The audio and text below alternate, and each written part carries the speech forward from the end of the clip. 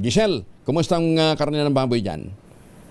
Kuyang Angel, yung karne ng baboy, ang sabi ng mga retailer sa atin kahapon, sumipa daw ng 3 piso yung puhunan. Pero pagdating daw sa retail, hindi na raw sila nagpatong dahil nga daw halos wala na silang kinikita dahil iniilaga ng mga consumer yung karne ng baboy ngayon.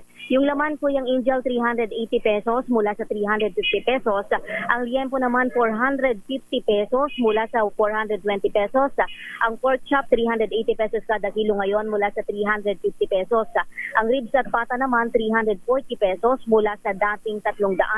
Itong sibuyas naman, Kuyang Angel, naku po, nagmahal ng 50 pesos ang kada kilo dito sa Baclaran Market sa Parañaque City. Yung pulang sibuyas, 230 pesos ang kada kilo mula sa 180 pesos. 170 pesos daw ang puhunan yan ngayon. Ang puting sibuyas naman mabibili sa 130 pesos ang kada kilo ngayon.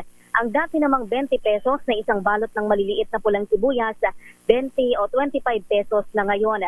Bunso daw ito ng kakulangan ng supply ng sibuyas na nagtulak naman sa Department of Agriculture na mag-angkat ng 4,000 metriko tonelada upang mapigil ang sirit na presyuhan. Kaya yung ating mga kababayan, pa-isa-isa na lamang yung bili ng sibuyas sa ngayon. Ito si Giselle Ricaport para sa DZRH, una sa Pilipinas, una sa Pilipino. Maraming salamat, Giselle.